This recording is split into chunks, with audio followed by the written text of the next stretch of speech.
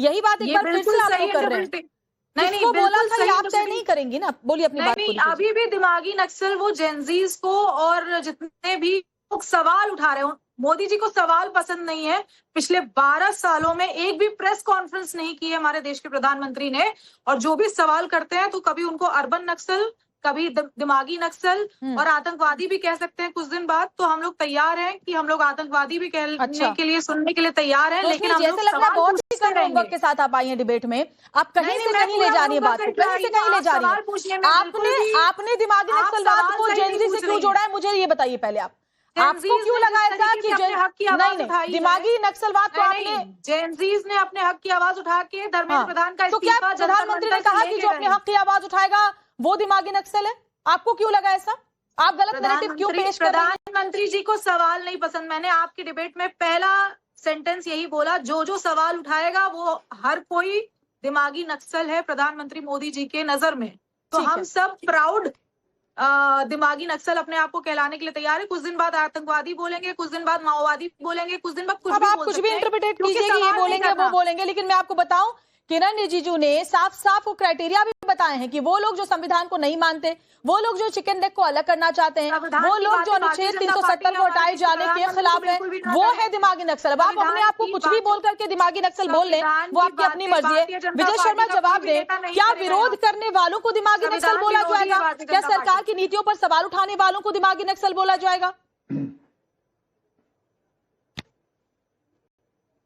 श्वेता जी, ये तो इनकी मनगढ़ंत बातें हैं, इनकी बातों पे थोड़ी आना है। ऐसी थोड़ी देर में इनको बार बार हार मिलती है, जनता इनको सबक सिखाती है। सच्चाई में देखेंगे तो आपने देखा होगा 370 हटती है तो इनको पेट में दर्द होता है। अब मुझे बताइए कहाँ ऐसा होगा कि एक देश दो विधान दो निशान चलेंगे? उनका ये समर्थन करते हैं जो अलगाववाद को बढ़ावा देती हो, ऐसी चीजों का ये करते हैं। हमारे यहाँ नक्सली 200 जिलों में थे, आज कहाँ है? कहीं नहीं है। तो आप मुझे बताइए चिदम्बरम जी को क्यों पेट में दर्द हुआ? क्योंकि वो ऐसे लोगों को सह देती हैं, ऐसे लोगों को साथ में रहते हैं। अब आपने देखा होगा कि स्वतंत्रता दिवस के दिन वंदे मातरम जो आज कानूनी तौर पे गाना जरूरी है, उसके 6 छंद, उस टाइम सोनिया गांधी जी आग बबूला हो रही हैं, रुकवा रही हैं, तो ऐसे लोगों को क्या बोलेंगे? तो ये तो जनता तय करेगी, जनता को तय करने दीजिए। कांग्रेस का पाप कांग्रेस को ले डूबा। कांग्रेस पार्टी जो है वो सबसे पुरानी पार्टी थी, आज कहाँ है? आज दूरबीन लेकर ढूंढनी पड़ती है पूरे भारतवर्ष में कि एक कांग्रेस थी। तो कांग्रेस के ये पाप है, ये देखने पड़ेंगे। आप बीच में ना बोले, बीच में ना बोले, बीच में ना बोले, बीच में ना बोले। आपके बीच में नहीं बोला था।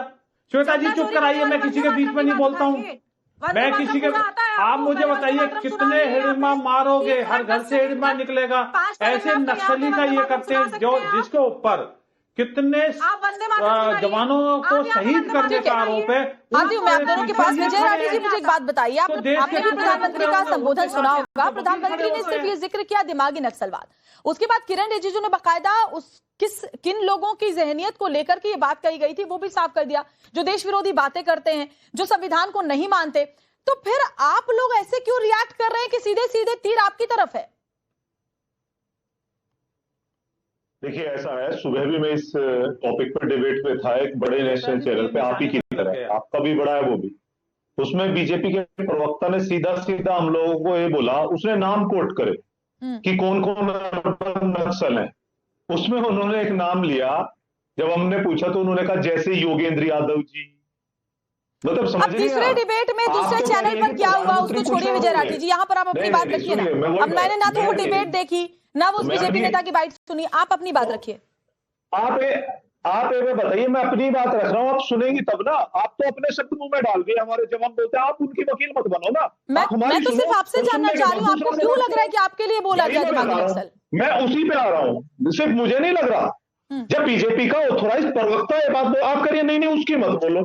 मैं इसलिए बोल रही हूँ क्योंकि मैंने वो डिबेट देखी नहीं। आप किसी और चैनल पे कुछ और डिबेट करके आएंगे तो मैं थोड़ी सुनूंगी उसको। आप यहाँ की बात कीजिए ना। आप मान लीजिए आपने कुछ सुना नहीं, मेरा तो फर्ज है ना बताने का। आपने ये सवाल किया कि कैसे बीजेपी कह रहे हैं, तो जब बीजेपी वालों का इशारा अब से नहीं है, ये उसका रूपांतरण है जो अर्बन नक्सल था, और ये सच बात है।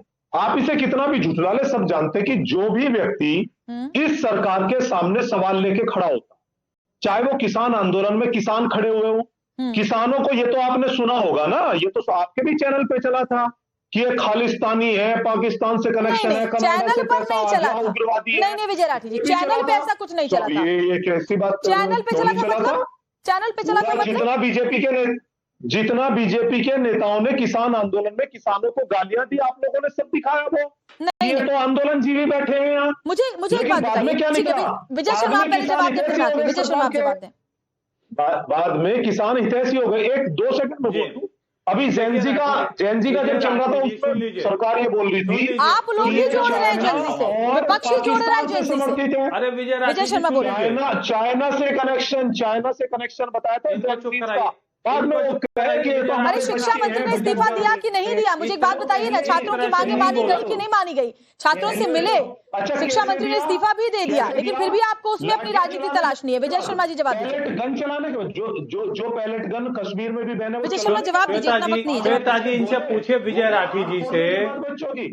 एक मिनट जी, योगेंद्र यादव कोई ऐसा आंदोलन है जहां नहीं पाए जाते हैं? तो आंदोलन जीवी ने बोलेंगे तो क्या बोलेंगे? अरे विजय राठी बताओ ना, देश का कौन सा आंदोलन है जिसमें योगेंद्र यादव नजर नहीं आते हैं? किसान आंदोलन में के बाद में उनका वीडियो अवेलेबल है, खुद कहते हैं हमने तो जमीन तैयार करके दी थी विपक्षी दलों को उत्तर प्रदेश में, लेकिन वो खेती नहीं कर पाए। तो ऐसे आदमी को, ऐसे व्यक्ति को क्या बोलेंगे? वो व्यक्ति जो इस तरह की घिनौनी बातें करता हो आम आदमी पार्टी में, उसने अपनी स्वराज पार्टी खुद बनाई थी, वो आदमी कैसे इस तरह से कह सकता है ऐसी बातें? ठीक है, ममता कहने का आपके पास आऊंगी, लेकिन उससे पहले रोशनी जायसवाल, आपसे एक चीज समझना चाहूंगी। पूर्व प्रधानमंत्री डॉक्टर मनमोहन सिंह ने 13 अप्रैल 2006 को कहा था कि अतिशयोक्ति नहीं होगी अगर हम नक्सलवाद को देश के लिए सबसे बड़ा आंतरिक खतरा बताएं। तो मुझे एक बात बताइए, मनमोहन सिंह सही थे या फिर पी चिदम्बरम सही है जो खुद को आप बता रहे दिमागी नक्सली? कांग्रेस की सोच है क्या दरअसल? कांग्रेस की सोच सिर्फ और सिर्फ देश को आगे बढ़ाने की रही है हमेशा से, और आज भी वो आगे बढ़ाने की बात करते हैं। अपनी पार्टी आप आगे नहीं बढ़ा पा रहे हैं रोशनी जी, पार्टी पीछे होती जा रही है। मेरी आवाज पहले तो म्यूट नहीं की जाएगी, मैं पूरा जब तक बोल नहीं लूंगी इस टाइम्स नाउ नव भारत के चैनल पे, तब तक मेरी आवाज म्यूट नहीं की जाएगी, ना ही स्लो की जाएगी। मैं पूरा बोल लूंगी, अच्छा। तब उसके बाद मेरा आवाज, क्योंकि आपके चैनल पे मैंने ये देखा है कि जहाँ पे मैं सरकार की बात करने लगती हूँ, सरकार के सच्चाइयाँ सामने लाने लगती हूँ, जब तक मैं बोलूंगी। रोशनी मुद्दे पे बोलिए, मुद्दे पे बोलिए। कर दी जा रही है क्योंकि कोई म्यूट नहीं कर रहा आपको। एंकर पूछ ले, नहीं होती है, मैं इसीलिए पहले बोल रही हूँ सवाल। ये रोहित पहले रोशनी को बात पूरी कर लेने दीजिए, फिर रोहित में आती हूँ आपके पास। रोशनी बोलिए। जैसे लोगों की वजह से ही मैंने बोला कि मेरी रोशनी बोलिए। कंप्लीट करूंगी मैं। आज सावन का सोमवार है, मैं बाबा विश्वनाथ की नगरी काशी से आती हूँ। सभी चैनल वासियों को, मैं तो किसी के बीच में नहीं बोला था, आप क्या बोलते हो फिर बीच में? अरे विजय जी बोलने दीजिए रोशनी की अपनी बात रखिए प्लीज। रोशनी बोलिए आप। इसीलिए हाँ, मैं सभी देशवासियों को टाइम्स नाउ नव भारत के चैनल से बाबा विश्वनाथ की नगरी काशी से सोमवार की बहुत बहुत शुभकामनाएं देती हूँ।